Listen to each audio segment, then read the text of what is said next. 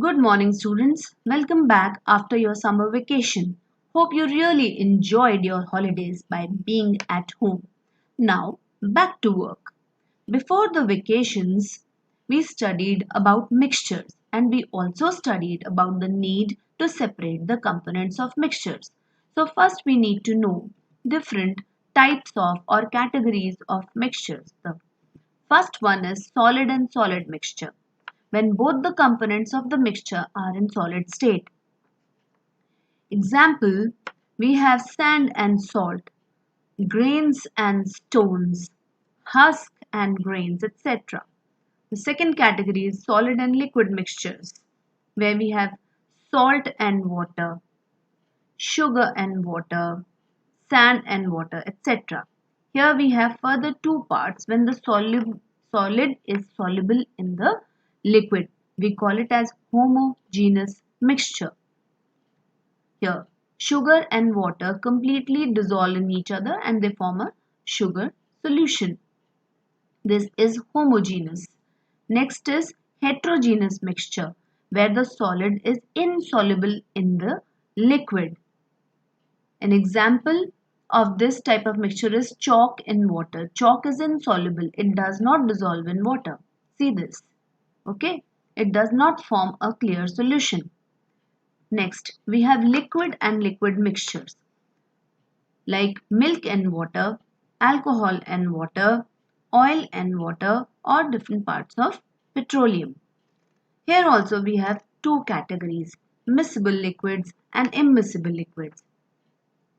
For miscible, we have alcohol and water. For immiscible, we have oil and water. We also have other mixtures like liquid and gas and gas, etc. But in class 6, we discuss only the above mentioned three categories. So first we start with solid and solid mixtures. The first method is hand picking. Very common method used at home when the constituents of a mixture are clearly visible because of their color, shape, size, and they are less in number, they can be easily picked up. Then we use hand picking. For example, we have stones in dal. They can be separated from dal or rice by hand picking. You can also pick a few cashew nuts from more quantity of almonds or different nuts put together. Next method is sieving. Here the size of the constituent matters. The component that is fine or very small in size passes through the sieve. The bigger or coarse particles remain on the sieve.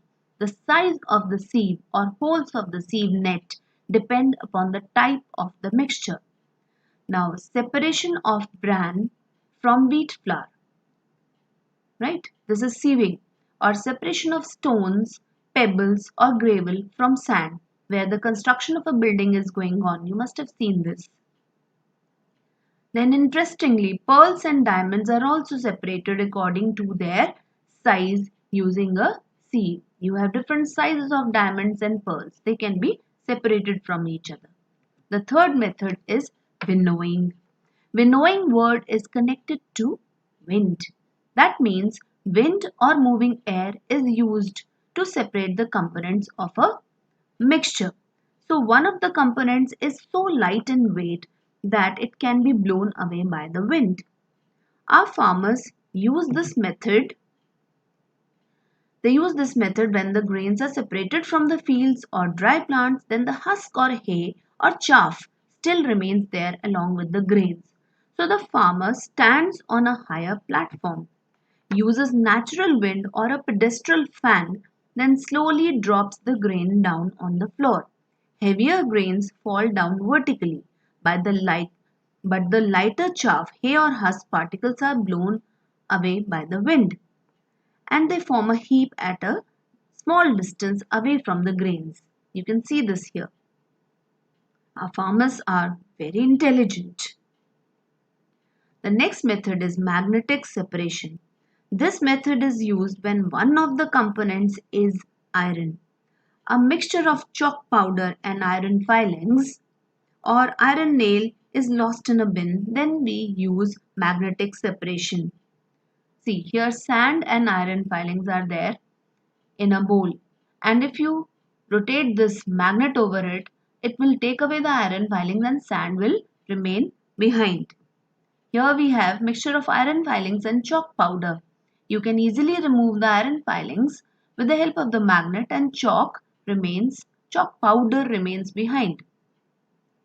Like this, if you have a bin and your iron nail or some iron article is misplaced there in the bin, then you can rotate a magnet into it and you will get that iron, or you can recover it from the bin.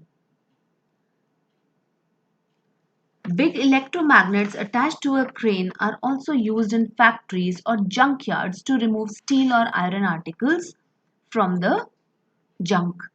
This way, the iron can be recycled or reused. The next method is sublimation. In this method, one of the constituents of a mixture is a sublimate. Now, what is a sublimate, or what do we mean by the process of sublimation? In this process, a solid substance on heating directly changes to the gaseous state. You must have seen naphthalene balls at home. They reduce in size after a few months, or O'Donnell bar reduces in size, or white camphor also reduces in size.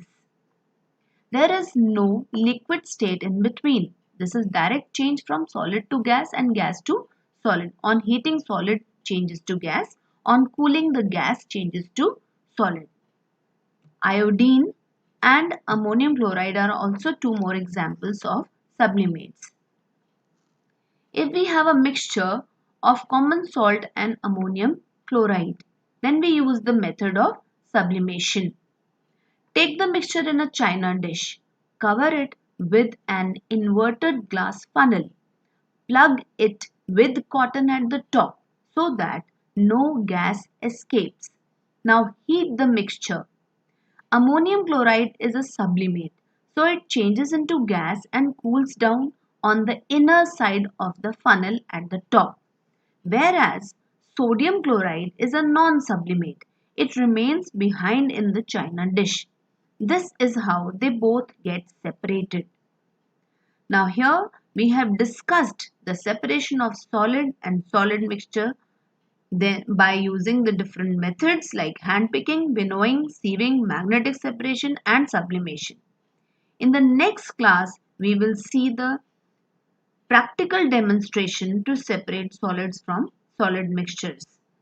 Now, thank you children. Take care of yourself and be regular with your work. God bless you all.